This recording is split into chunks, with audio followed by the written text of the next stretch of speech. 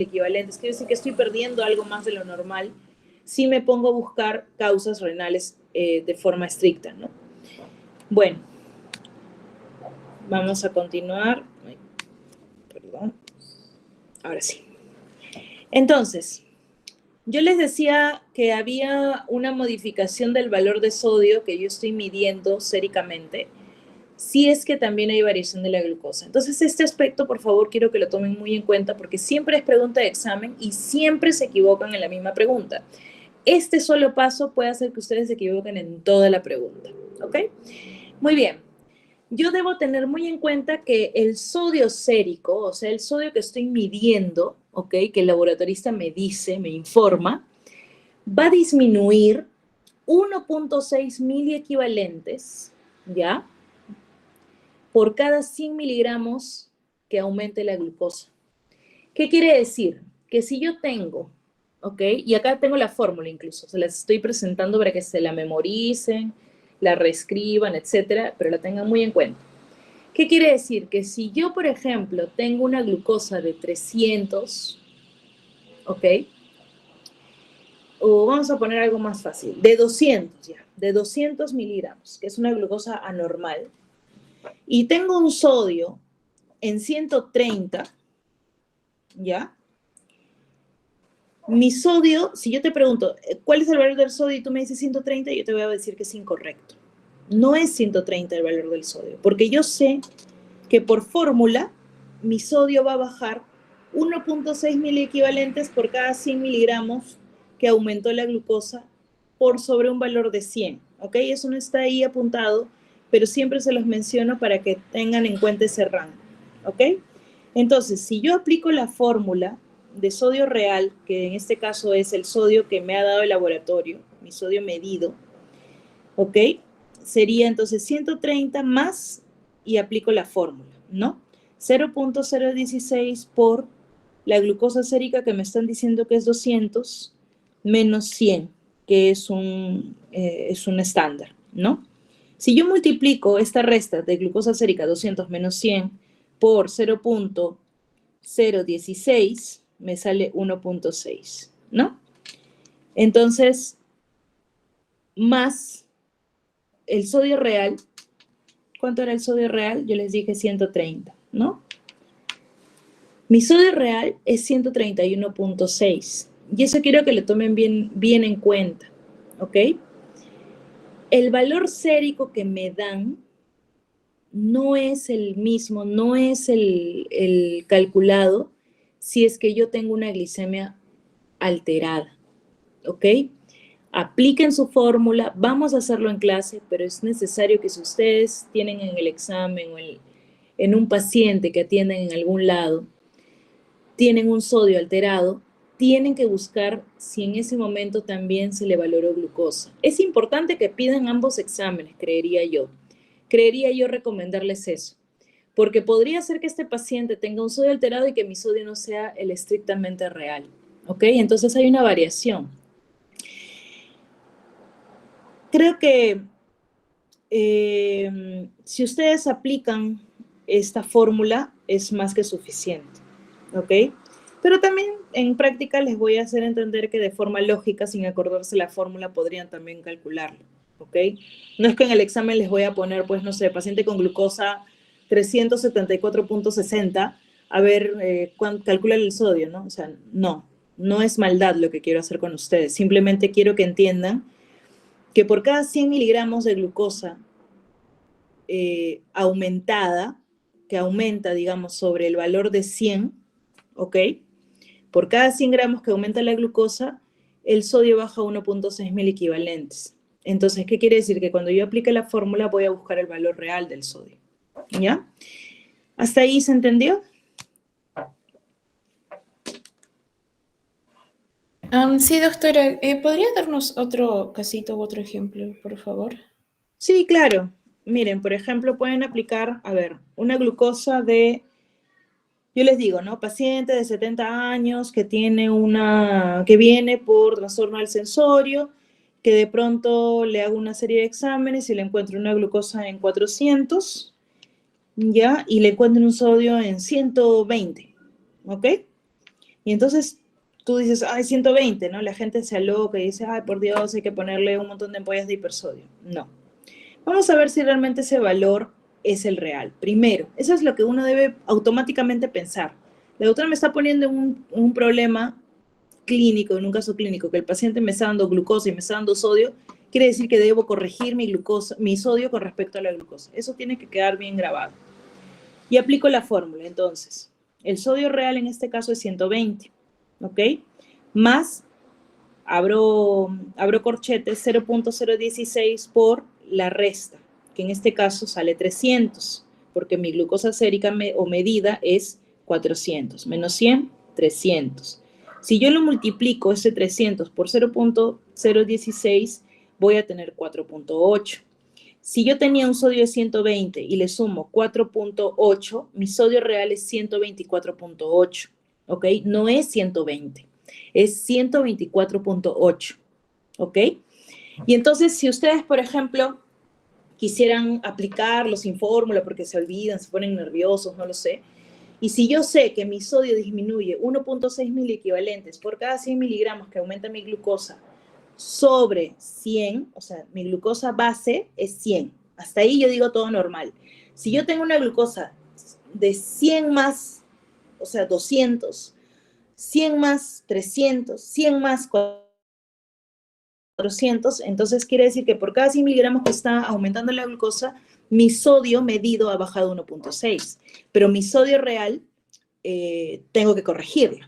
Entonces, simplemente sin mirar la fórmula, ¿ya? Vamos a decir que ese paciente tiene 400 de glucosa. ¿Cuántas veces 100 ha aumentado? Si es una base de 100. Habrá aumentado 3 veces, ¿verdad? Porque es 100, 100 y 100. Son 300. Está aumentando 3 veces 100. ¿Ok? Para que dé 400 de glucosa. Y si mi sodio disminuye 1.6 por cada 100, entonces debo multiplicar 1.6 por 3, me sale 4.8.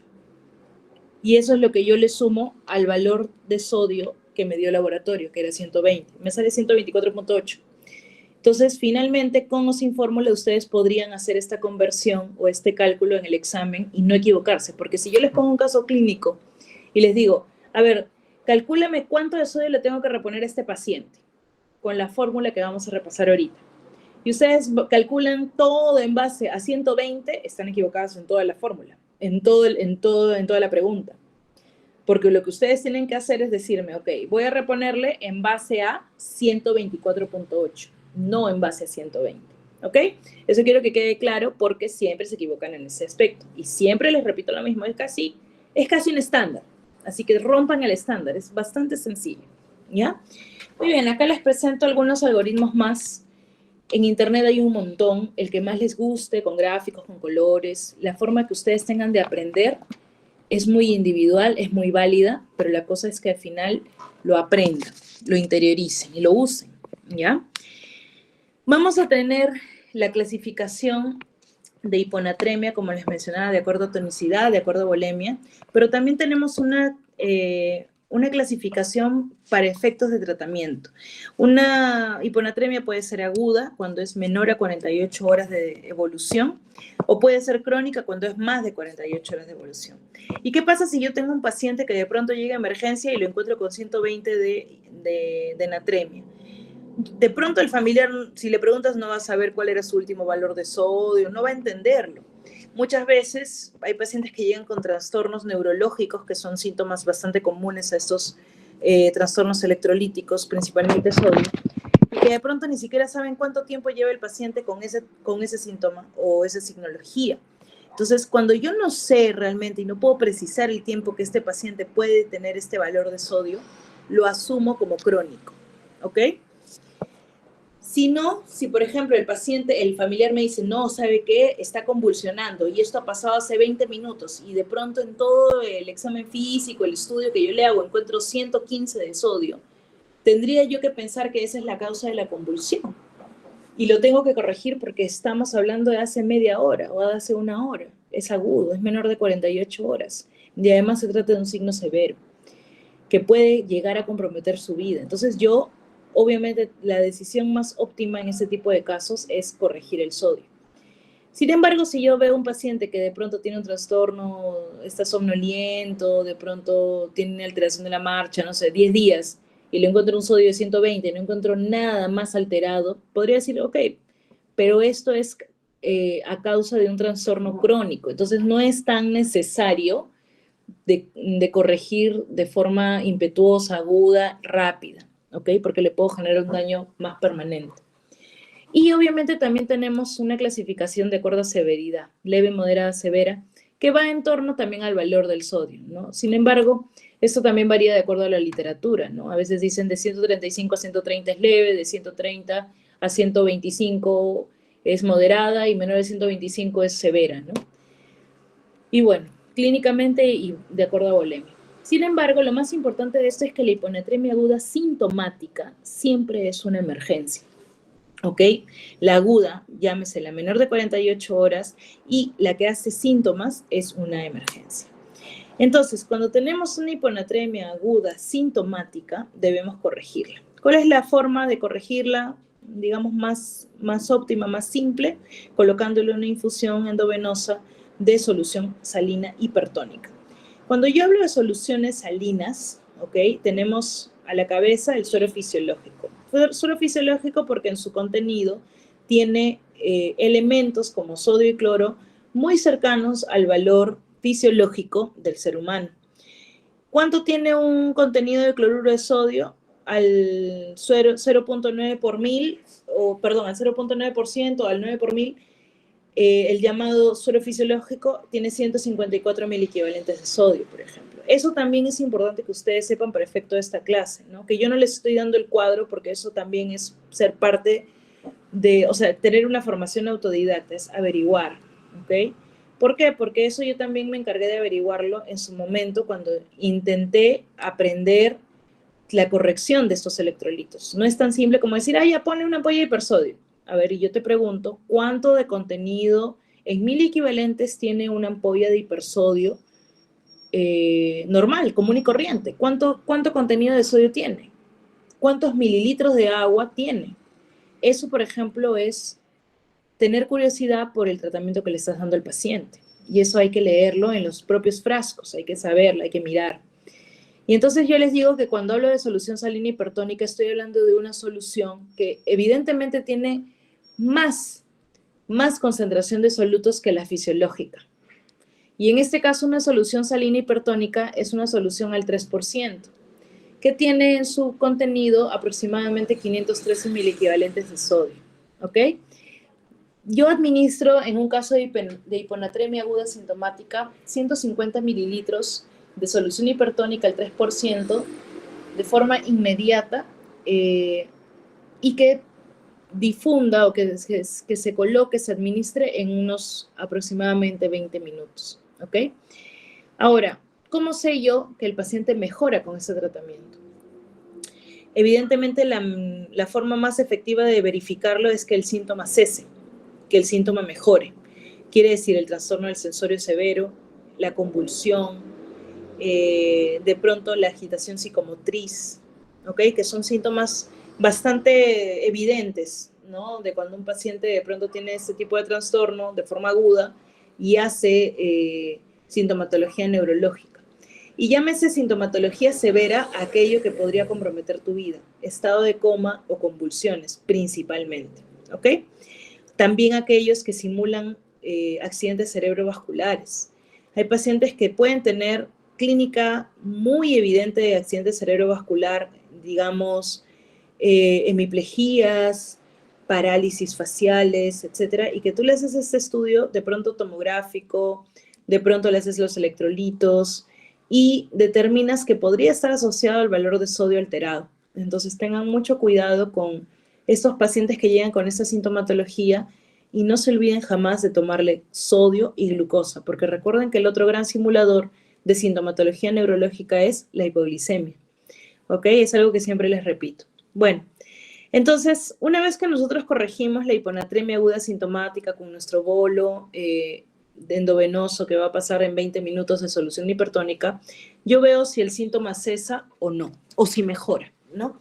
Sin embargo, también tengo que medir la natremia nuevamente, y esto tiene que ser al final o al haber terminado la infusión de sodio, ¿ok? Si yo veo que no hay todavía remisión del síntoma, pero de pronto una mejoría, ¿no? O de pronto el sodio todavía no llega al valor óptimo, yo puedo volver a repetir este bolo de solución hipertónica en unos 20 minutos más. Estas son las dos sugerencias iniciales, ¿ok? La idea es que no se sobrepase la corrección inmediata mayor a 5 miliequivalentes o milimoles por litro de este sodio, ¿ok? Ahora, idealmente esto se debe tratar en un ambiente claro, como dice la recomendación de la guía, donde puedas mirar a tu paciente, hacer un seguimiento clínico e idealmente un seguimiento bioquímico, ¿ok? Muy bien. El objetivo incluso te lo dan, también te lo pautan por litro por hora, ¿no?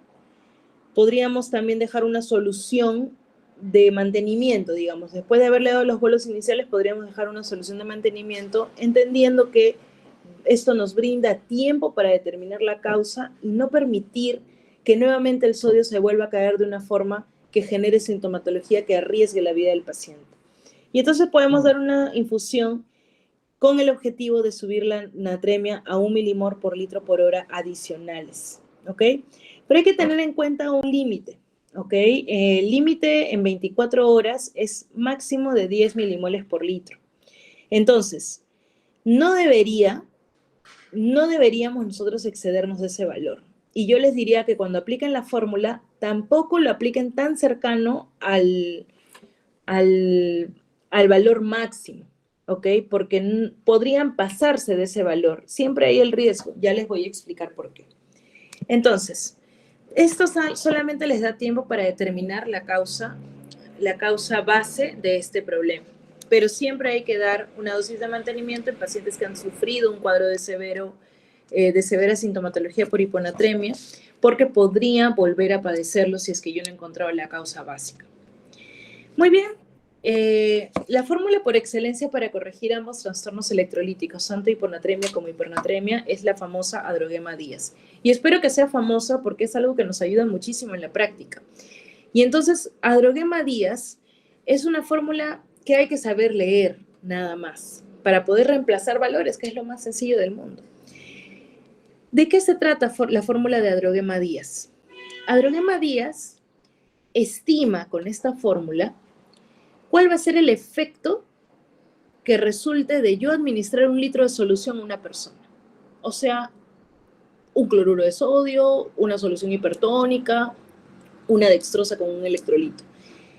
Adroguema Díaz me va a decir cuál es el efecto que genera que yo le administre 1 litro de cualquier solución que yo elija a un paciente con una hiponatremia o una hipernatremia. ¿Y cómo es que esta fórmula me estima el efecto? Precisamente porque si yo le administro 1 litro de una solución salina, por ejemplo, esta fórmula me va a decir finalmente cuánto o en cuánto corrige el sodio, ¿ok? ¿Cuánto va a aumentar o cuánto va a disminuir? ¿Ok? Dependiendo para qué trastorno le aplique. Y entonces hay que entender ese concepto. Vuelvo a repetir. Adroguema Díaz me estima cuál va a ser el efecto de que yo administre 1 litro de una solución en un paciente con alteración del sodio. Porque el resultado va a ser la cantidad de miliequivalentes que se corrijan del valor inicial del sodio. ¿Ok? Si Adroguema Díaz resulta en 5 miliequivalentes y yo lo estoy aplicando para corregir un caso de hiponatremia, quiere decir que si yo le aplico 1 litro de suero fisiológico, por ejemplo, el paciente subirá 5 miliequivalentes sobre el valor inicial de sodio. Si tenía 120 miliequivalentes de sodio, si yo le aplico este litro de suero, 1 litro de suero fisiológico, el paciente tendrá ahora 125 miliequivalentes. ¿Ok? Vamos a verlo en una fórmula. Pero tienen que leer la fórmula completa, porque acá se reemplazan varios valores. Entonces, dice, Adroguema Díaz te dice que tú apliques 1 litro de infusión o de suero, el que tú desees, ¿ya? Esa es a tu elección. Y esto es igual a sodio infundido. ¿Qué es sodio infundido? Es la cantidad de miel equivalentes que están contenidos en tu litro de solución. Si yo elijo suero fisiológico, mi sodio infundido es 154 mil equivalentes. Si yo elijo solución salina hipertónica al 3%, mi sodio infundido es 513 mil equivalentes. Por eso es tan importante que se aprendan la cantidad de miel equivalentes que tiene cada solución. ¿Por qué? Porque es un idioma universal. Y Adroguema Díaz también es una fórmula que se utiliza de forma universal para corregir trastornos de sodio. Entonces es importante solo reemplazar valores. Sodio infundido, la cantidad de miel equivalentes de mi solución, menos el sodio sérico, o sea, el sodio que me dio el laboratorio, el sodio que me dio, sobre agua corporal total, más 1. Yo calculo entonces agua corporal total de mi paciente y le sumo una unidad. Y ese resultado es lo que significa o es lo que ha modificado este litro de solución en mi paciente. ¿Ok? Vamos a ir a un caso clínico sencillo. Paciente mujer de 75 años, con antecedente de hipertensión, tiene 60 kilos, ya vamos ahí entendiendo que va a haber cálculo de agua corporal total. Vive sola y en los últimos días ha sufrido episodios de desorientación, inestabilidad en la marcha. Últimos días, ¿eh? No está diciendo en las últimas horas, no, últimos días, no sabemos cuántos. Y hoy luce un poco somnolienta. Examen físico, tiene un Glasgow de 14/15, está somnolienta, letárgica, con edema de miembros inferiores y es bilateral.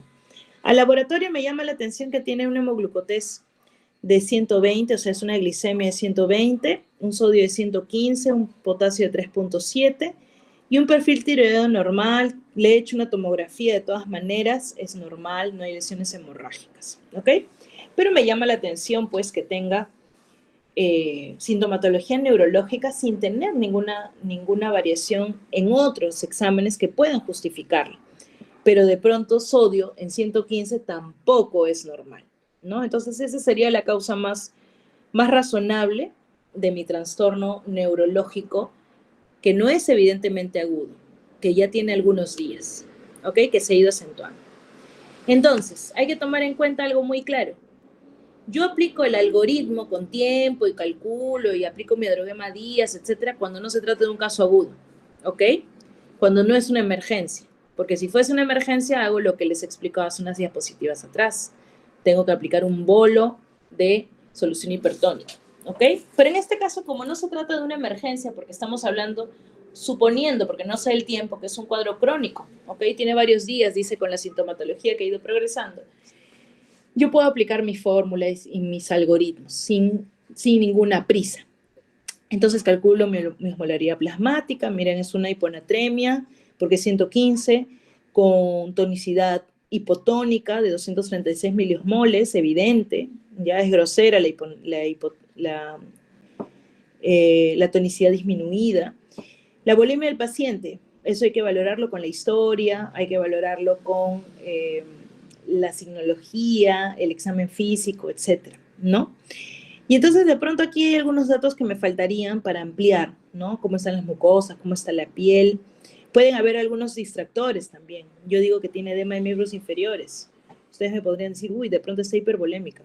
Sí, pero recuerden que los edemas no siempre se atribuyen a excesos de líquido. Simplemente también pueden ser creaciones de terceros espacios, ¿no? Entonces, o redistribución de agua, de compartimentos. Entonces, hay que valorar eso también. Pero, incluso, ¿no? Yo en este caso le puedo hasta medir osmolaridad urinaria, sodio urinario, y veo que, por ejemplo, el sodio es 18 miliequivalentes, o sea, quiere decir menor de 20. La causa no es renal. Y descarto causas diferentes, ¿no? De hiponatremias falsas que están también consignadas en los algoritmos. Mientras yo voy investigando de qué se trata, puedo ir generando una corrección de este valor de sodio de forma muy lenta, de forma muy paulatina. ¿Qué quiere decir? 24 horas. Voy a calcular Adroguema Díaz para una corrección sencilla de 24 horas. Y obviamente para yo corregir el sodio debo trazarme objetivos. No es que, ya, bueno, voy a corregir, le voy a poner un litro de solución y ya está. No. Mi objetivo principal es no dañar al paciente. Quiere decir que mi objetivo principal cuando yo aplico Adroguema Díaz es no excederme de la corrección permitida en 24 horas de sodio. ¿Cuál era la corrección? No excederme de 10.000 equivalentes de sodio en 24 horas. Quiere decir que si yo tengo 115 de sodio en el valor inicial, ¿por qué 115? Dado que la glucosa es 120, no hay nada que corregir ahí de glicemia. Yo no debería ponerle una solución o administrarle una solución a la paciente y llevarme el sodio a 135. Es imposible porque ahí ya me excedí. Si yo le llevo el sodio a 135, estoy corrigiendo 20.000 equivalentes de sodio en 24 horas y eso está mal. Eso puede llevar de verdad a la paciente a un cuadro de melinolisis pontina y dejarla pues incapacitada para toda su vida. Entonces hay que tener mucho cuidado porque esta corrección, y siempre me tomo más tiempo en sodio, porque esta corrección tiene que ser supervisada. No es algo sencillo como que, bueno, déjale ahí la infusión porque ya hice yo mi fórmula y la dejo.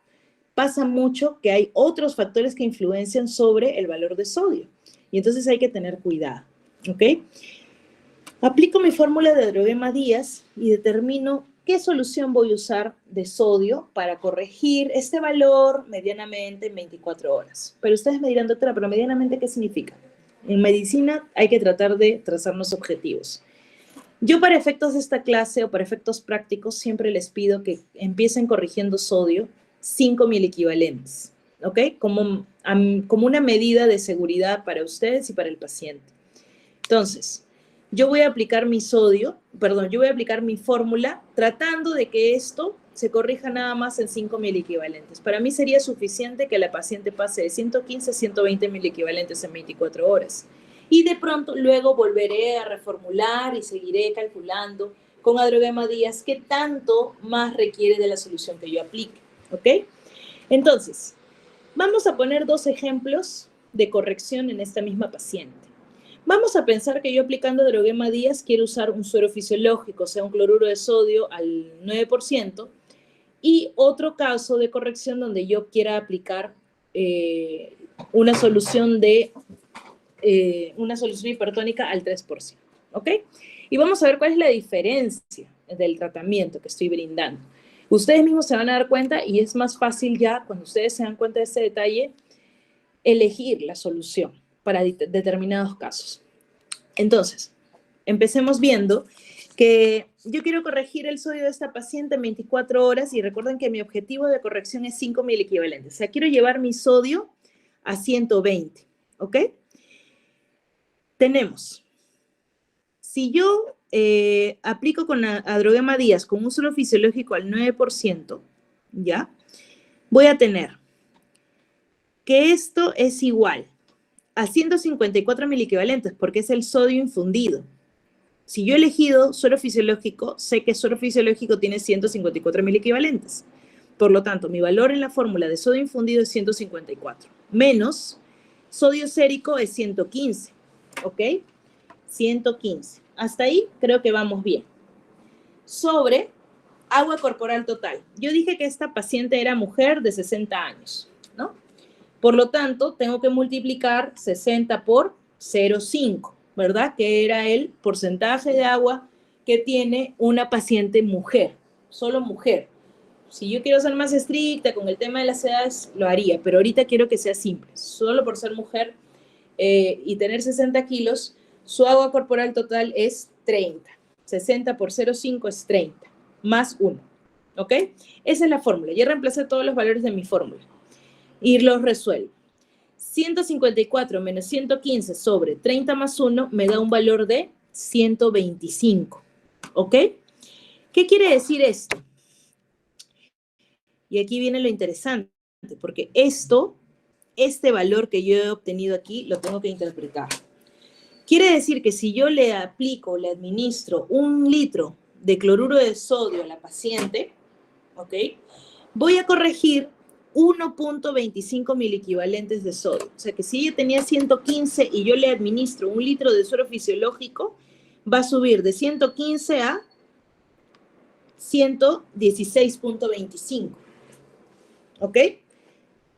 Pero yo te digo, ¿sabes qué? Yo quiero corregir 5.000 equivalentes en 24 horas. ¿Ok?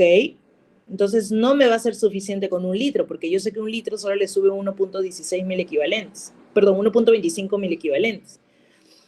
Y entonces hago ahí una regla de 3 simple. ¿Por qué? Porque si un litro me sube, o sea, flechita, sube 1.25 miliequivalentes, abajo, ¿cuántos litros? O sea, X me subirá 5 miliequivalentes. Aplico regla de 3 simple. Multiplico 1 litro por 5 sobre 1.25. Y eso equivale a 4 litros. ¿Ok? Y entonces, si tú me pides que yo corrija el sodio de esta paciente en 24 horas, yo te diría, ok, si lo quieres hacer con suero fisiológico, tendrías que darle o administrarle 4 litros de suero fisiológico. Lo cual no es muy lógico, si se dan cuenta.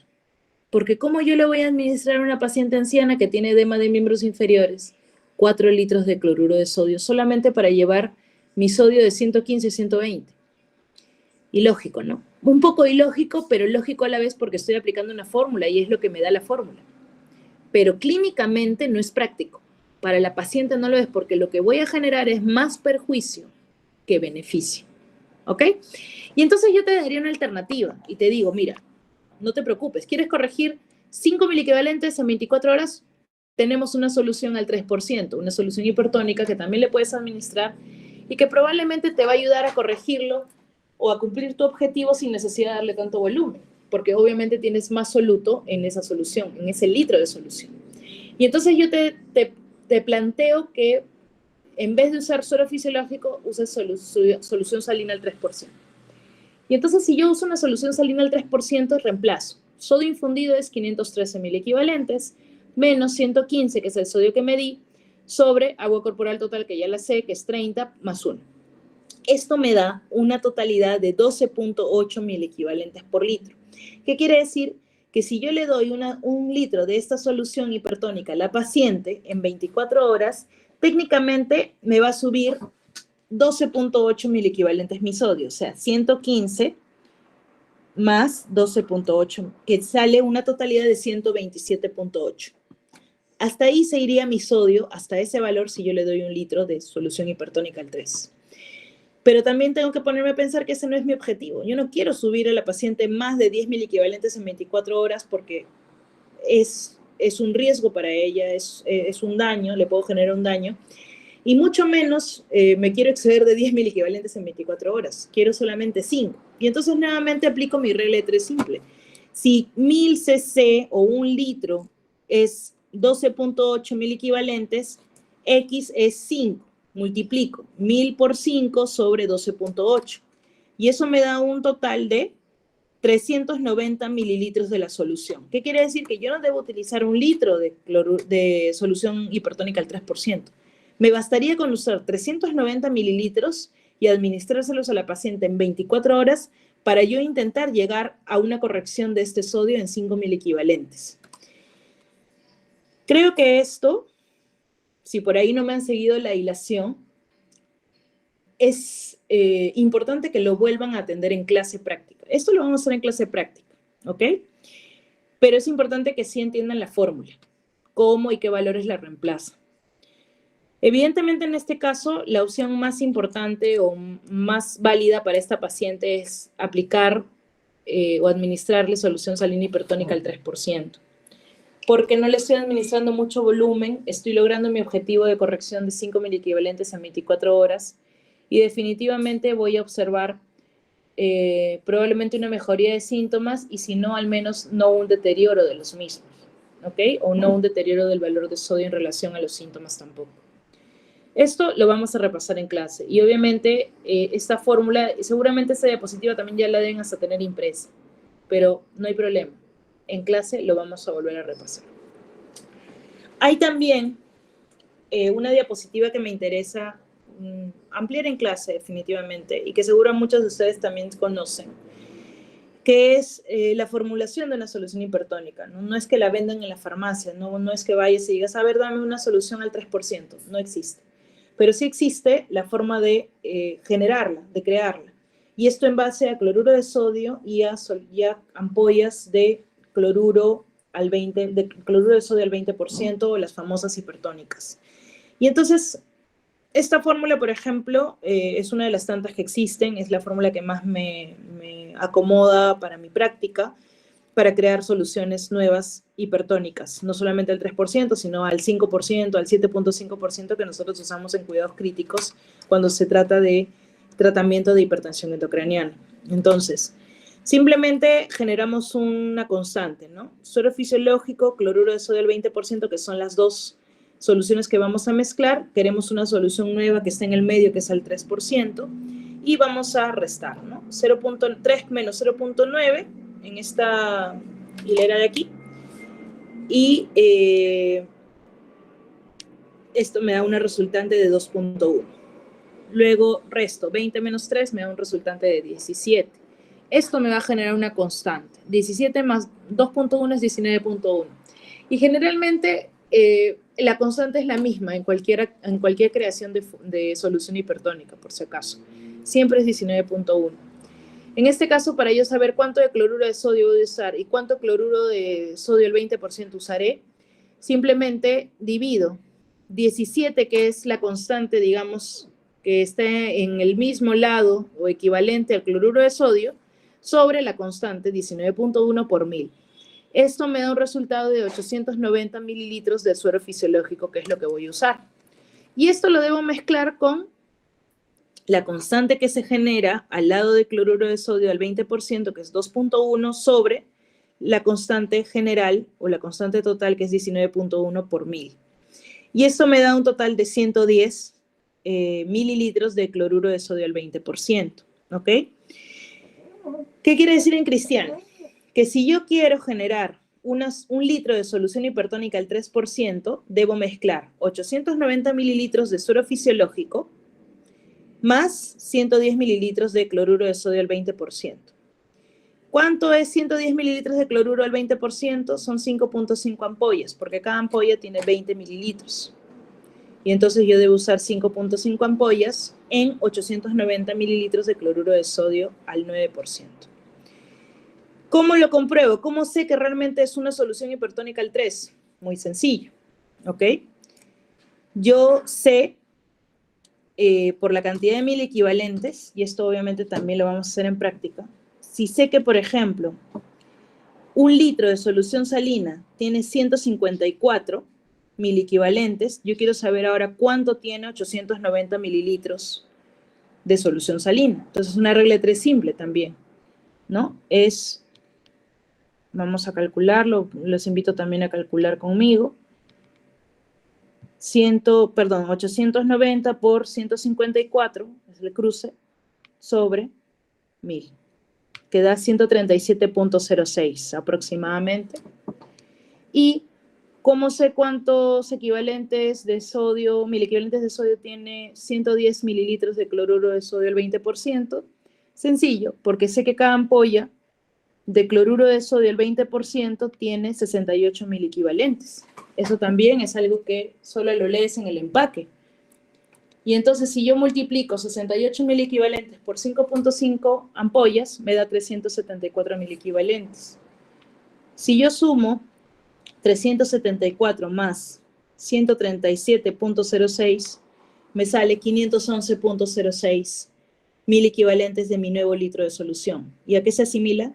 A 513 mil equivalentes de solución hipertónica que tiene una solución al 3%. Entonces, es una fórmula. No es necesario que se la aprendan, ¿ok? Hay muchas otras y hay gente que simplemente dice, ah, ya, viene, para tal cantidad de solución hipertónica necesito 5.5 ampollas, ya está. Y no se hacen problemas. Pero es importante que sepan que hay fórmulas que nos permiten llegar a estos nuevos resultados, ¿ok? Muy bien, eso fue hiponatremia. Ahora hipernatremia no es nada difícil porque incluso es la aplicación de la misma fórmula. Pero hay que entender que hipernatremia de pronto es uno de los trastornos que más se dan en los adultos mayores, ¿ok? Hipernatremia es un trastorno que se define como un sodio mayor a 145 miliequivalentes por litro y obviamente se da, ¿por qué mecanismos? Porque aumenta tu ingesta de sal o porque no has tomado suficiente agua. Y en esto siempre les pongo el ejemplo del cine.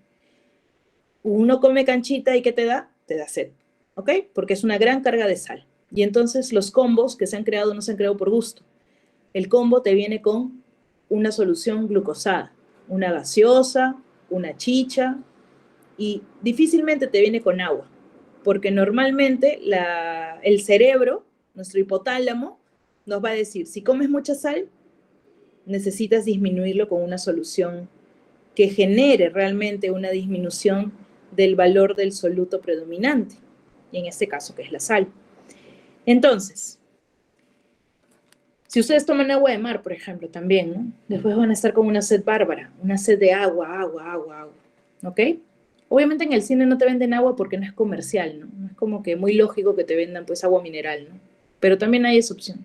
Igual, los ancianos, que a veces ya tienen un deterioro neurológico, que a veces no se nota, pero ya el tejido como tal se deteriora. Y el anciano a veces incluso vive solos, viven en casa de reposo, y no son de pedir agua. El anciano puede tener sed, pero como ese sensor ya está deteriorado por la edad, no te van a decir dame agua cada 2 horas. Y entonces se deshidrata rápido y obviamente el sodio empieza a predominar en los compartimentos. Y no lo puede equilibrar y genera sintomatología neurológica y rápida. Entonces, esto no se olviden.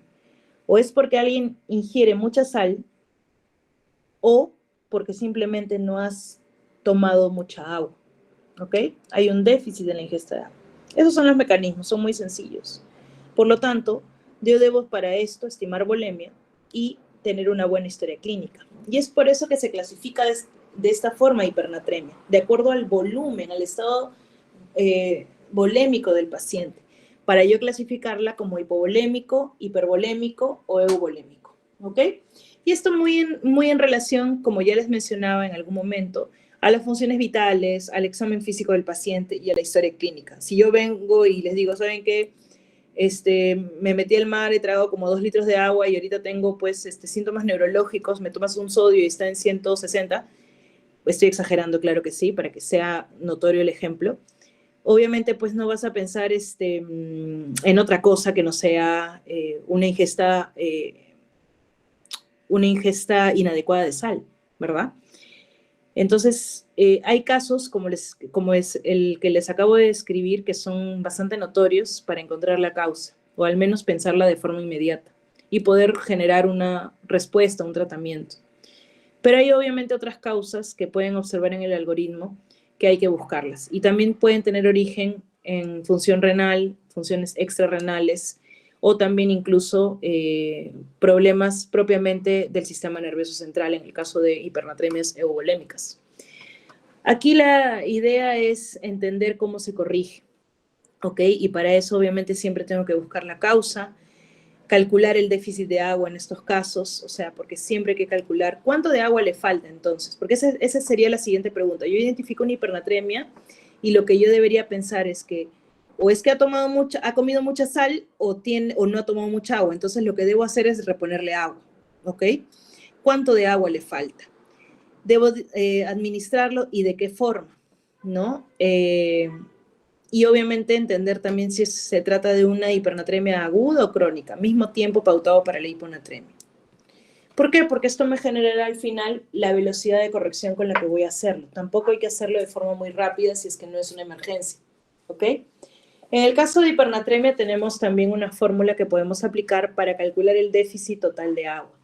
Y esto se da por una fórmula sencilla, que es el agua corporal total, que les dije que le va a servir para todo, por 1 menos el sodio deseado, o sea, el sodio que yo quiero alcanzar como objetivo. ¿Qué quiere decir? Que si yo tengo 160 mil equivalentes de sodio en mi paciente, yo voy a decir, ok, quiero corregirlo, no se debe corregir más de 10 mil equivalentes tampoco en 24 horas, y diré que soy prudente y voy a corregir solamente 5.000 equivalentes. Por lo tanto, mi sodio deseado será 155.000 equivalentes sobre sodio medido. Si el laboratorio me dijo que estaba en 160, ese es mi sodio sérico o sodio medido. Y es nada más reemplazar los valores y calcular el déficit de agua que tiene mi paciente. Porque ese valor de déficit de agua será el que yo le vaya a reponer. ¿Ok? Muy bien, ¿cuál es la preferencia de corrección de este trastorno? Evidentemente, la vía más fisiológica, la vía enteral o la vía digestiva. Si el paciente puede ingerir agua, dale agua. Si el paciente no puede ingerir agua, usaremos soluciones endovenosas. Sin embargo, lo más fisiológico siempre es lo más óptimo. Si el paciente de pronto es un paciente con sonda digestiva, nasogástrica, orogástrica, nasoyunal, etcétera, mejor se lo administras por la misma sonda. ¿Ok? Muy bien. ¿Qué pueden usar? Pueden usar varias soluciones. Desde la solución salina, ¿ok? Parece contradictorio, pero si, por ejemplo, tu paciente está hipovolémico, ¿ok? Puedes hacer la corrección con solución salina. También la solución al medio normal, como le llaman, que sería menos soluto o menos sodio en la solución al medio normal. O también usar otro tipo de soluciones como glucosados o agua destilada, que en realidad el agua destilada para mí no es lo más óptimo. Prefiero los glucosados o prefiero de forma primordial la vía enteral, ¿no? La vía digestiva. Bueno, lo cierto es que, bueno, acá tenemos un ejemplo de lo que les acabo de mencionar.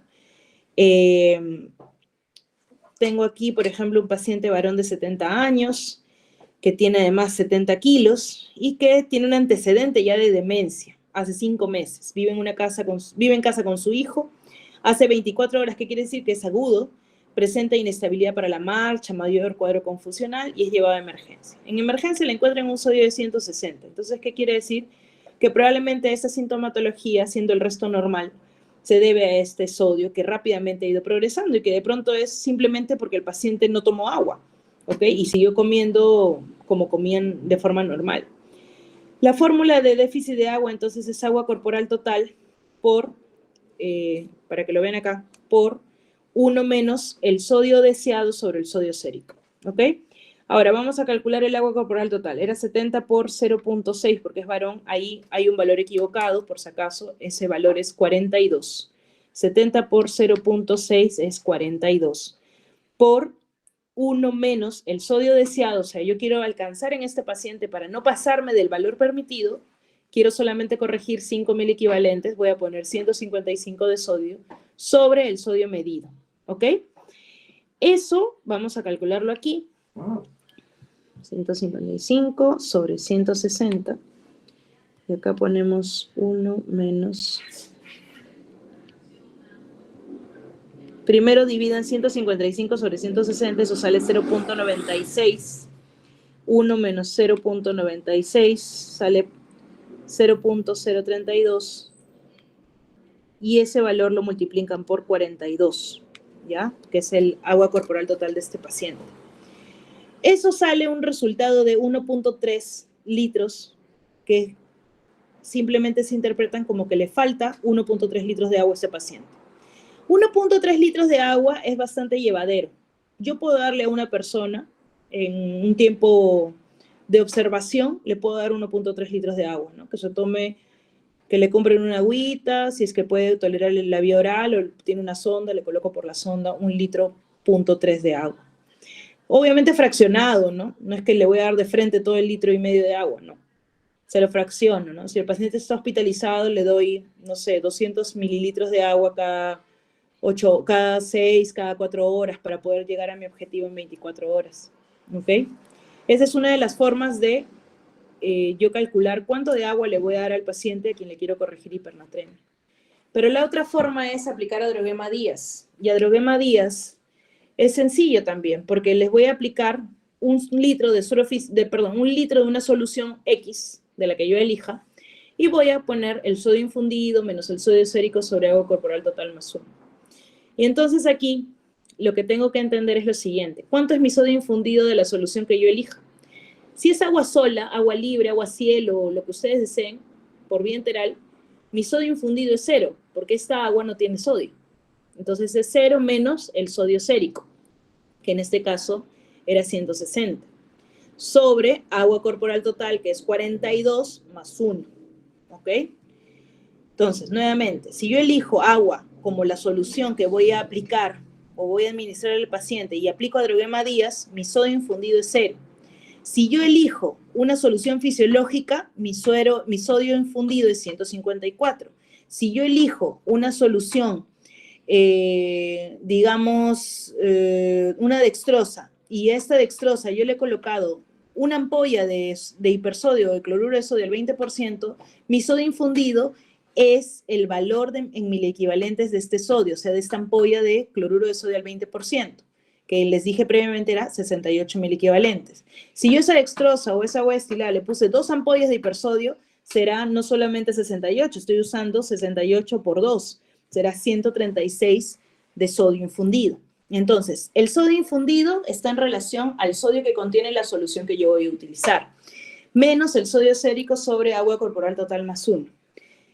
En este caso, 0 menos 160 sobre 43. Eso me sale un total de menos 3.72 miliequivalentes de sodio. ¿Qué quiere decir? Que si yo le doy 1 litro de agua a mi paciente, agua sola, sodio infundido 0, va a bajar 3.72 miliequivalentes por cada litro de agua que yo le dé. Entonces está perfecto, ¿no? Si yo le doy 1 litro de agua, baja de 160 menos 3.72, baja a 156. Perfecto, se acerca. Ahora, si yo quiero ser más exacto, hago regla de 3 simple, ¿no? Si 1 litro bajas 3.72, ¿cuánto bajará? A 5 miliequivalentes, ¿no? 155, o sea, solamente 5 miliequivalentes. Y eso me sale, a ver, si yo multiplico, ¿no? Si 1000 cc es a 3.72, X es a 5. Es 5 por 1000 sobre 3.72. Eso es 1344 litros de agua, o sea, 1 litro 344. Eso es lo que tendría que yo administrarle a mi paciente para que genere un cambio de 5 miliequivalentes, ¿ok? No es difícil, solamente hay que practicarlo nuevamente en clase. Por favor, las dudas que tengan, escríbanlas después de haber escuchado esta teoría y vamos a hacer una serie de ejemplos en clase práctica, ¿ya? Vamos a ir con el potasio, que ya es un poco más ligero. Hay que entender nada más que hay bastantes factores en riesgo con las alteraciones del potasio. Recordemos que el potasio es el principal catión extracelular, creo que eso no se los tengo que recordar. Resulta obviamente de la ingesta, de la eliminación y de su distribución transcelular. Acá les pongo los requerimientos mínimos y su valor normal es de 3.5 a 5.5 miliequivalentes por litro. Por lo tanto, si yo tengo hipocalemia, estoy hablando de un potasio menor de 3.5 miliequivalentes. Acá también pongo una clasificación por si quieren entender si es que es un trastorno leve, moderado, severo, y esto varía de acuerdo a las bibliografías. Pero hay algo importante que tienen que entender de hipocalemia, ¿no? Primero, que los mecanismos es que puede haber una redistribución del potasio hacia el espacio intracelular.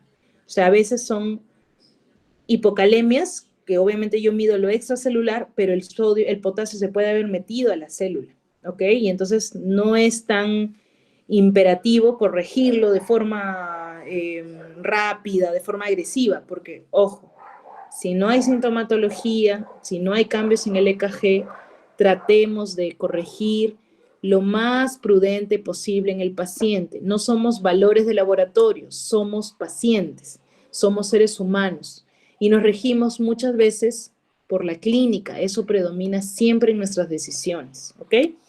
Otro de los mecanismos por el cual puedo yo perder potasio es por pérdidas extrarrenales, pacientes vomitando, pacientes con diarreas, pacientes quemados, grandes quemados, o también por pérdidas renales, ¿no? Aquí les pongo un cuadro de las etiologías más importantes y sus mecanismos, que es importante que repasen. Ahora, obviamente, hay una eliminación usual del potasio por orina, ¿no? Acá les pongo el valor, que es hasta 5% por día. Causas frecuentes de hipocalemia: abuso de diuréticos, uso de laxantes, anorexia nerviosa, alcoholismo, o también evitar, pues, consumo de potasio en los alimentos, o que te proporcionen infusiones, ¿no? Sin potasio en ayunas, ¿ok? Otro de los trastornos que se asocia mucho a los trastornos electrolíticos de forma universal siempre es la hipomagnesemia. Si yo tengo magnesio bajo y no lo corrijo, no debo esperar que lo demás se corrija. Por más que le dé retos de potasio, retos de fósforo, retos de calcio, todo, y si tengo mi magnesio anormalmente bajo, no va a pasar nada si no corrijo mi magnesio, ¿ok? Entonces siempre también es una de las causas que hay que tomar en cuenta. Clínica de hipocalemia. Aquí viene lo bueno, porque esto es muy variable, ¿no? puedes llegar desde tener astenia, calambres, parestesias, debilidad muscular, que puede llegar a la parálisis, ¿no? Como tener trastornos cardiológicos del ritmo, arritmias, ¿no? Variaciones en las ondas o en la amplitud de ondas en el EKG, sobre todo asociadas a onda T y apariciones de onda U, que generan finalmente el riesgo de fibrilación auricular. Esa es una de las causas más frecuentes de fibrilación auricular. Entonces tengan mucho cuidado. No es que no debo corregirlo, ¿no? Si obviamente yo encontré una hipocalemia o una hipercalemia, siempre tomen un electrocardiograma. No está en relación al valor del potasio como tal, sino al mecanismo de adaptación del paciente. Si yo tengo un paciente que vive con potasio, no sé, en 2.8 todo el tiempo, no me va a hacer ningún trastorno ningún trastorno en el EKG. Pero si yo agudamente, no sé, me quemo un brazo, etcétera, y hago hipocalemia severa, o hago de pronto el mismo valor, 2.8, de pronto mi corazón va a empezar a arritmizar, va a entrar en fibrilación auricular dependiendo de las comorbilidades que tenga. Y entonces eso sí es un peligro para mí, por eso siempre tomen un EKG, ¿ok? Muy bien, el diagnóstico entonces se basa en la historia clínica, en el examen físico y en descartar causas de pseudo hipocalemia, como las leucocitosis extremas en pacientes hematológicos, y traten en la posibilidad que tengan de determinar la causa. Pero su principal causa es el defecto en el aporte o en su pérdida excesiva, no se olviden, ¿ok? Muy bien, acá hay varios algoritmos también de lo mismo, pero hay que entender que para efectos del tratamiento, siempre, para todos los electrolitos, si yo puedo corregir el electrolito, y obviamente si no estoy en una situación de severidad, trataré de corregirlo por la vía digestiva. Hay suplementos, por ejemplo, el gluconato, el citrato de potasio que puedo darle al paciente y él va a ingerir una carga de potasio, además de su alimentación, que permitirá corregir su déficit, ¿ok? Pero obviamente si no puede corregirlo vía oral o vía enteral, tengo que proporcionárselo por la vía endovenosa. Eso se llama o se le llaman los famosos retos de potasio, que pueden ser en pacientes que son crónicos y se les repone potasio de forma crónica, por ejemplo, en los posoperados abdominales que muchas veces no pueden ingerir por vía enteral o no tienen nutriciones parenterales que le proporcionen potasio al nivel adecuado, les puedo reponer con retos de potasio, ¿no? Obviamente, a quienes debo sí reponerles, a aquellos que hacen hipocalemias graves, sintomáticas, con cambios en el electrocardiograma, ¿ok? Y obviamente aquellos pues que están con arritmias, infartos o síntomas de digitalización. La hipocalemia como tal es un signo de es una causa importante de parada cardiorrespiratoria. Entonces siempre hay que corregirla, así también como la hipercalemia, ¿ok? Muy bien, ahora siempre les invito a saber lo mismo. Cuando yo trato algo hay que conocer la medicina, ¿no? Hay que conocer la terapéutica. Así como sé que cuando uso un nuevo medicamento me la paso leyendo a ver qué alergias me puede generar, si me va a generar un efecto anafiláctico, ¿no? También tengo que saber de cuánto es la ampolla, cuánto contiene de potasio, etc. Cada ampolla de cloruro de potasio, el 20% contiene 2 gramos de potasio. Así de sencillo. Esto tiene en equivalentes, en milequivalentes son 27 milequivalentes para redondear el valor, ¿ok? Por lo tanto, si yo te digo, a ver, si yo le administro 2 ampollas de potasio al paciente, entonces tengo que sumar 27 más 27, 54 milequivalentes. Eso le estoy administrando al paciente. Seguridad para administrar el potasio. El potasio no se administra por vía periférica, se administra por vía endovenosa central. Quiere decir que para yo administrar potasio en pacientes que ya sé que van a necesitarlo por vía endovenosa, es mejor preguntar quién puede colocar una vía central. Llamo al intensivista, llamo al emergenciólogo y que le coloquen una vía central. ¿Ok?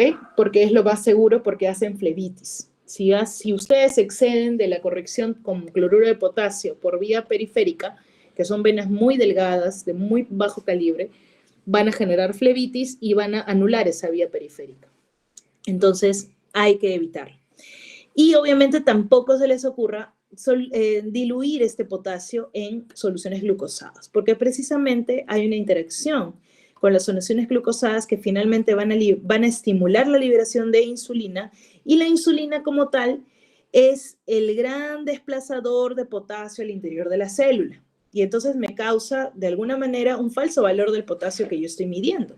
Porque sí hay potasio en la célula, solo que hay mucho estímulo de liberación de insulina. Entonces no se usa con glucosados, ni el potasio ni el fósforo. ¿Ok? Muy bien. Aquí un ejemplo, porque es lo más común que nos puede ocurrir, corregir potasio en déficit. Paciente varón de 70 kilos con un control de potasio en 2.6 miliequivalentes. ¿Ok? Sin más, vamos a ampliar estos ejemplos en clase. Pero puedo aplicar esta fórmula, ¿no? El potasio esperado, yo les recomiendo que siempre traten de corregir el potasio al valor mínimo esperado. El valor mínimo esperado es 3.5 miliequivalentes para que no se exceda, ¿ok? Mi valor esperado entonces será 3.5 miliequivalentes menos el valor real 2.6 miliequivalentes por 1 miliequivalente por kilo de peso. Si el paciente pesa 70 kilos, será por 70 más 30, ¿ok? Muy bien. Vamos a hacer la conversión aquí, o vamos a hacer el reemplazo de la fórmula. Acá les recomiendo que abran un corchetito, ¿ya? En la primera parte, obviamente lo vamos a repasar en clase, pero para que sea mucho más fácil, como lo estoy poniendo yo después del igual. El sodio esperado, que era 3.5, menos 2.6 da 0.9, ¿ok? Este 0.9 lo van a multiplicar por 70, eso entre paréntesis. Y luego le suman 30, que es la constante. 0.9 por 70, cierro paréntesis, más 30 me da un total de 93 miliequivalentes en este ejercicio. Solamente habiendo reemplazado los valores. Potasio esperado menos potasio real por el peso del paciente más 30. ¿Ok? Más 30 es la constante. Y entonces eso me da 93 miliequivalentes de potasio que yo debería proporcionarle al paciente para llegar a un mínimo valor de 3.5 de potasio sérico. ¿Cómo hago eso? Ya sé que cada ampolla de cloruro de potasio tiene 27 miliequivalentes. Entonces, 93 entre 27 son 3.4 ampollas. ¿Ok? Y eso es lo que yo le puedo corregir de valor de potasio en 24 horas. ¿Ok? Es lo más recomendable. Que yo aplique esta fórmula para poder saber cuánto de potasio le debo reponer al paciente en un promedio de 24 horas. Aquí no hay un valor exacto de límites, ¿no? Simplemente les pido que el potasio al que quieran llegar sea el mínimo indispensable, porque luego tienen que seguir haciendo mediciones de potasio séricos. O sea, no es que yo corrijo y me olvido de medir. Igual que en sodio, yo corrijo algo y lo mido. Corrijo y a las 4 horas hago un control, a las 6 horas, a las 12 horas, pero hago un control porque quiero saber cómo va mi nivel de corrección. De pronto necesito más ampollas. ¿Por qué? Factores que influyen tanto en sodio como potasio. La dieta, la orina, las heces, las infusiones. Entonces, de pronto yo calculo, hago mis fórmulas perfectas, Adrovima Díaz, mi infusión de potasio, etc. Sí, pero de pronto le estoy administrando un medicamento además a este paciente con glucosa.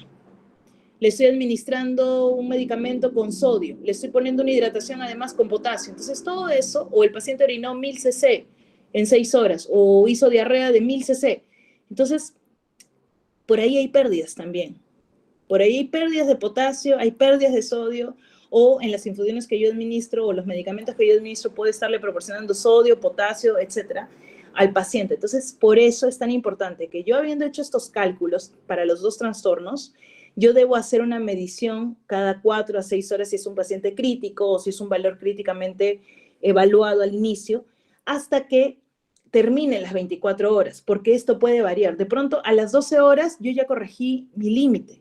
Yo ya llegué a mis 5 miliequivalentes en el caso de sodio y en potasio ya llegué a 4 de potasio de pronto.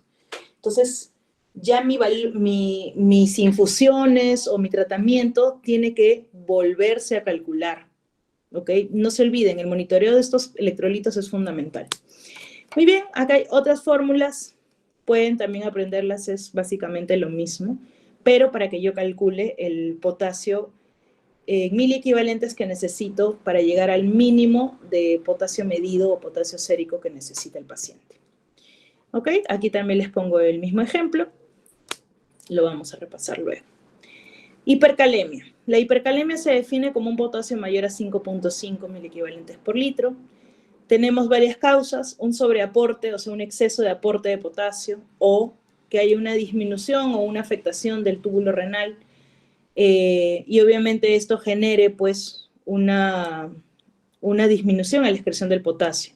o una absorción mayor de este mismo y haga una alteración del electrolito o también por alteraciones de la redistribución transcelular del potasio, ¿no?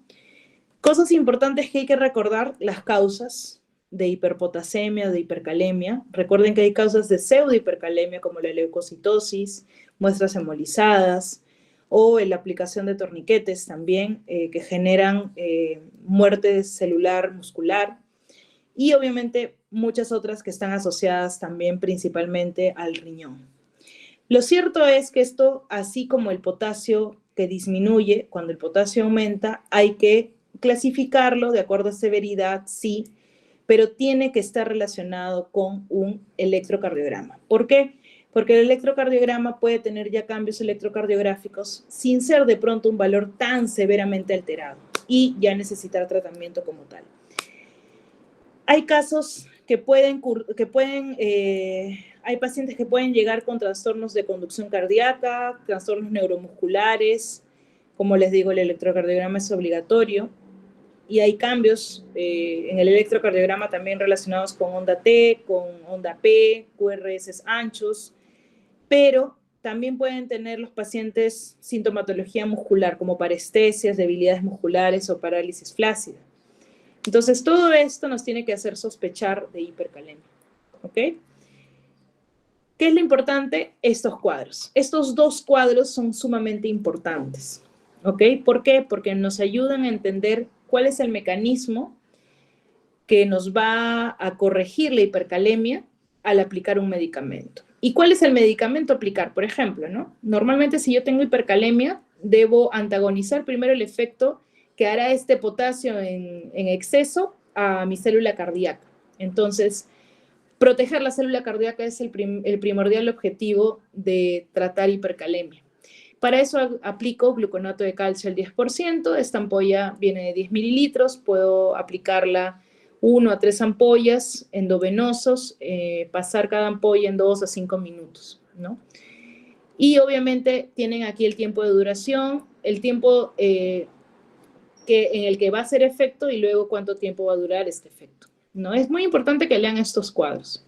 El siguiente mecanismo es el desplazamiento de potasio al interior de la célula. O sea, quiere decir que si yo tengo potasio en exceso en el extracelular, lo que tengo que hacer es administrarle medicamentos que ingresen el potasio a la célula. Por ejemplo, beta agonistas como el salbutamol, el fenoterol, insulina. La insulina no se debe administrar sola, sino en una infusión glucosada para que no genere hipoglicemias severas, tener mucho cuidado en pacientes renales, ¿ok? Y también le puedo aplicar bicarbonato de sodio. Esos son los 3 principales medicamentos que me van a generar un desplazamiento del potasio al interior de la célula. Y el otro mecanismo es eliminar el potasio de la circulación. ¿Con qué? Con diuréticos, a la cabeza la furosemida, y si mis medidas tomadas al momento de todas las mencionadas no corrigen el potasio, ¿qué quiere decir? Que el potasio o la hipercalemia es refractaria a tratamiento médico, debo aplicar diálisis, ¿ok? Es el último paso al que yo debo llegar si es que el paciente tiene una hipercalemia refractaria a tratamiento. Acá el mismo contexto, solo que se agregan otro medicamento llamado cayexalate, que es predominantemente encontrado en clínicas, no en el hospital, pero sí es importante que lo revise, ¿ok? Ya hablando de los últimos electrolitos de esta clase, tenemos el calcio. Muy importante el calcio porque es la principal fuente o el principal elemento de nuestros huesos y obviamente tiene una acción a nivel neuromuscular, contractilidad cardíaca, coagulación y mineralización, así como procesos hormonales. Su valor normal va de 8.9 a 10.3, ¿ok? Que es el calcio plasmático. De este calcio, el 40% se une a albúmina, o sea, las proteínas, el 6% está unido a fosfatos y el 54% circula como calcio iónico, que es un valor mucho más preciso para corregir. El calcio iónico se puede corregir en situaciones de alteración de equilibrio ácido-base, por ejemplo, ¿no? El calcio iónico tiene una formulación, aquí la presento, pero siempre es importante que si ustedes van a corregir calcio en función a calcio plasmático, lo primero que tienen que hacer es corregir el calcio en relación al nivel de albúmina, porque recuerden que un porcentaje es una albúmina. Entonces, muchas veces pareciera que estuviera este valor alterado, pero no, se corrige con respecto a albúmina y el valor puede salir tranquilamente normal y no es necesario corregir el calcio. El calcio lo absorbemos a través de la dieta y es importante que si hay para necesidad de reponerlo, se reponga vía oral o se reponga por vía endovenosa si es que lo necesitara el paciente. En la hipocalcemia definimos el calcio sérico como menor a 8.5 o un calcio iónico menor a 4.6, ¿ok? Como les digo, el mecanismo es que disminuya la ingesta de calcio o también hay un aumento en la respuesta del aparato hormona, ¿ok? Esa es, digamos, la respuesta fisiológica, ¿ok? Disminuye mi ingesta de calcio, tengo hipocalcemia, ¿ok? Y entonces tiene que haber una respuesta de aparato hormona, necesariamente, ¿ok? Ahora, dentro de las causas más frecuentes de hipocalcemia tenemos la hipoalbuminemia, ¿ya? Y obviamente trastornos asociados a paratormona, ¿ok? Que se manejen de forma, o que esta paratormona pues se maneje de forma ineficiente, ¿ok?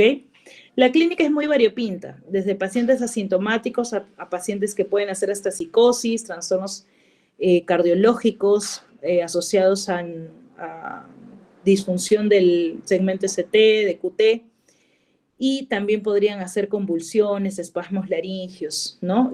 Los famosos signos de irritabilidad muscular, tetania, como signos de Chebostek y Trousseau. Entonces eso es muy importante que lo recuerden. Clínicamente hay pacientes que pueden llegar en esos estados y obviamente tenemos que reponer calcio de forma inmediata. Eso se va a hacer de acuerdo a la gravedad y a la sintomatología y el tiempo de presentación, como en toda alteración electrolítica, ¿ok? Si yo necesito reponer calcio porque es una situación aguda, es una situación sintomática, severa, debo reponer gluconato de calcio el 10%, 1 a 2 ampollas que se pueden diluir en dextrosa al 5%, en un volumen de 50 a 100 mililitros y se pueden pasar de forma endovenosa en 10 minutos. Y luego darle una solución de mantenimiento, ¿no?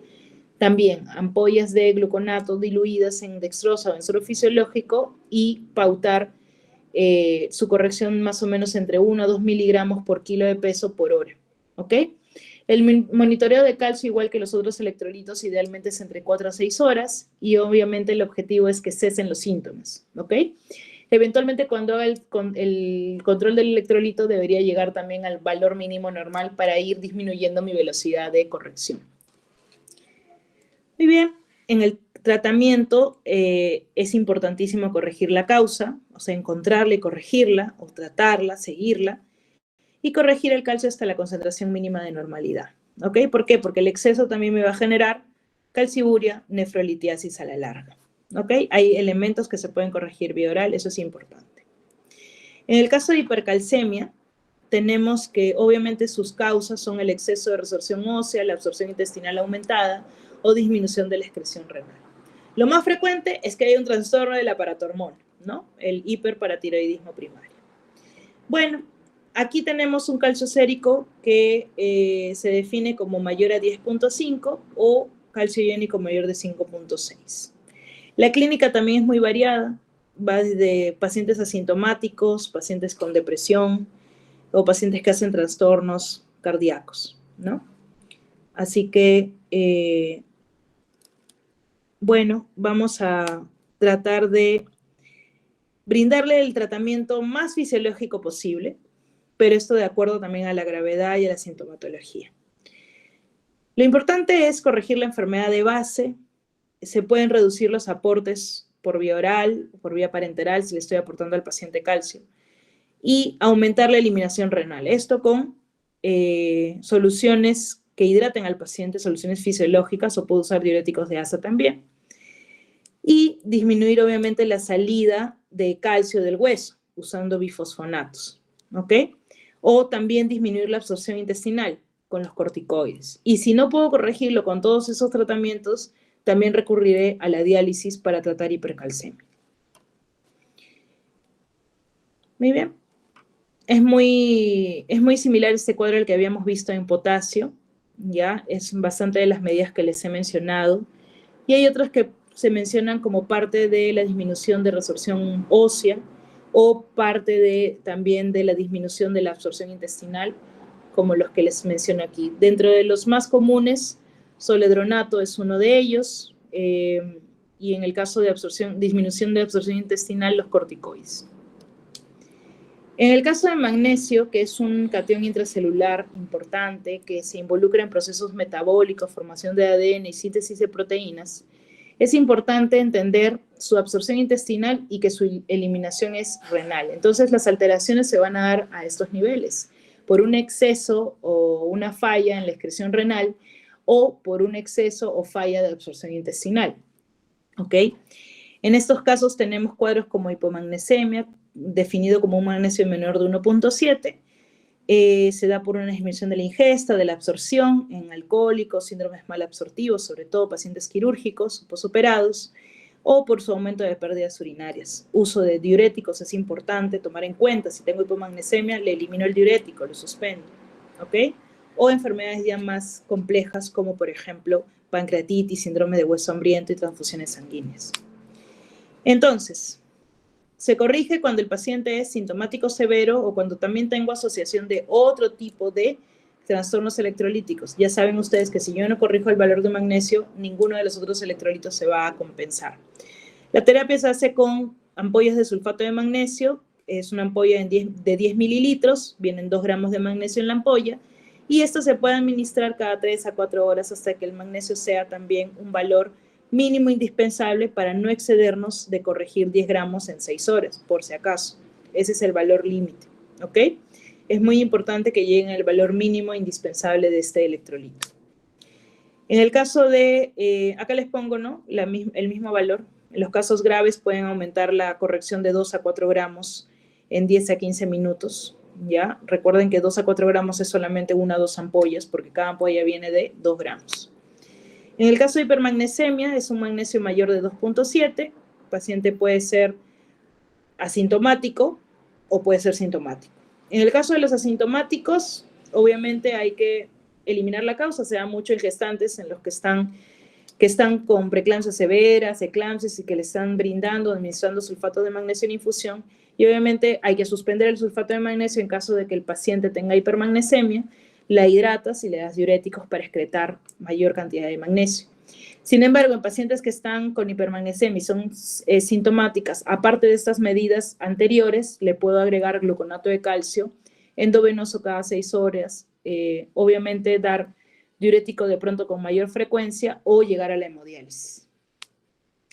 Y finalmente, en el caso del fósforo, el fósforo es sumamente importante, sobre todo en pacientes que de pronto van a cursar con insuficiencias respiratorias, insuficiencias cardíacas, procesos metabólicos muy estresantes, quirúrgicos, etcétera, en los cuales van a demandar el uso de fósforo para precisamente la formación, ¿no?, de ADN como uso de componentes esenciales de ácidos nucleicos y membranas fosfolipídicas.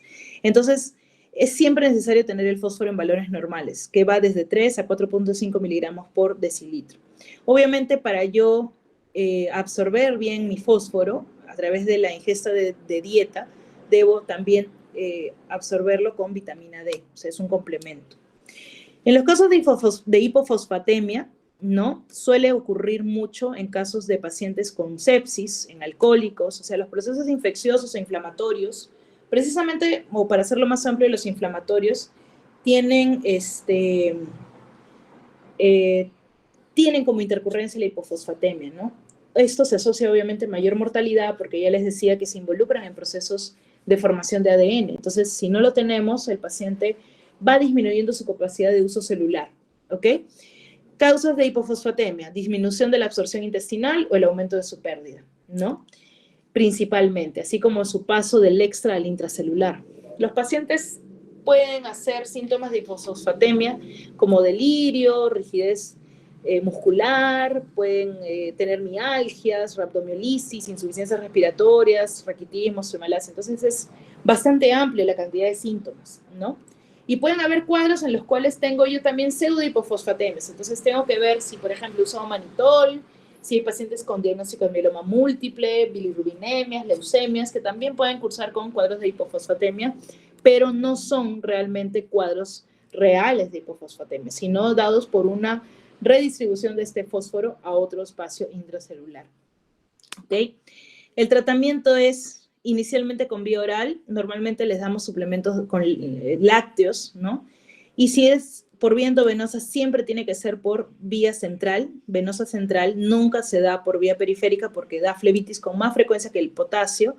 Y la ampolla del famoso fosfocalium contiene en 20 mililitros 130 miligramos de fósforo, ¿ok? Eso se da en casos en el que el paciente no pueda corregirlo por vía oral y obviamente también en casos de hipofosfatemia grave.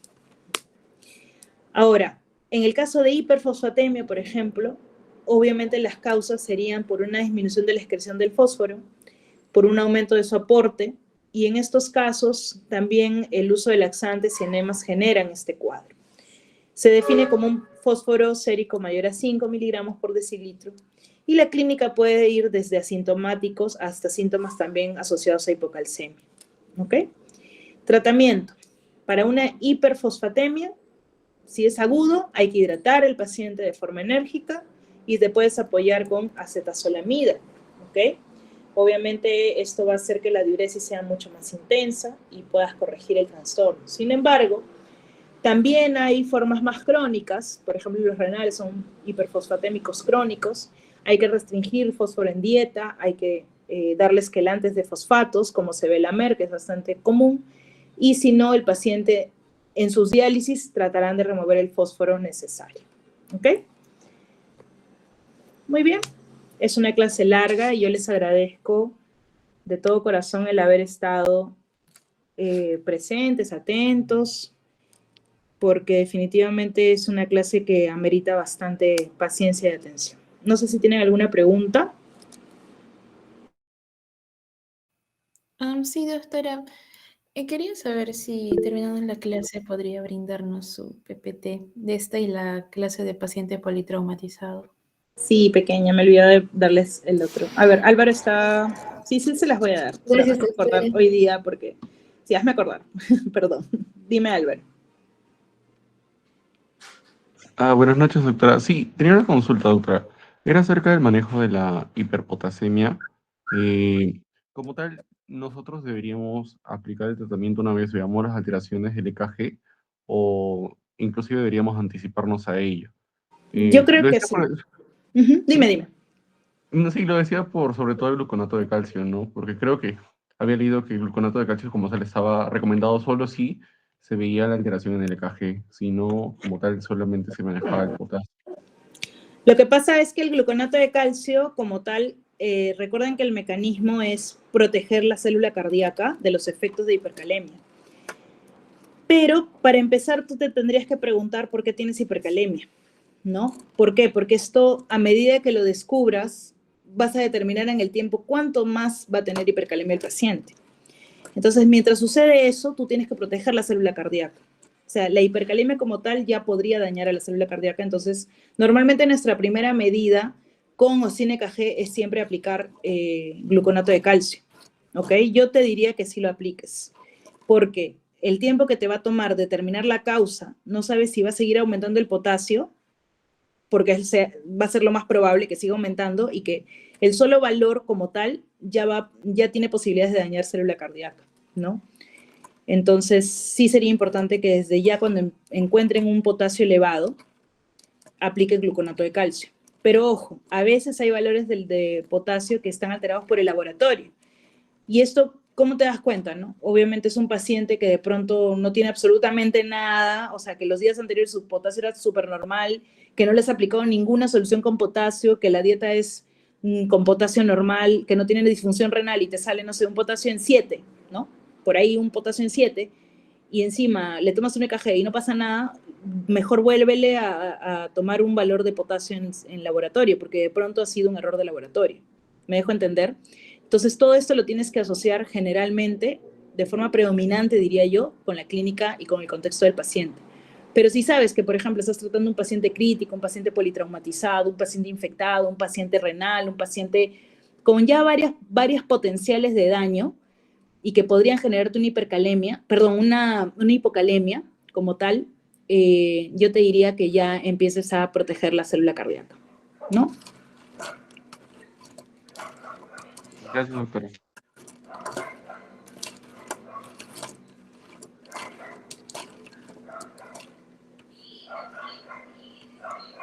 Muy bien. ¿Alguna otra pregunta, chicos? Perdón.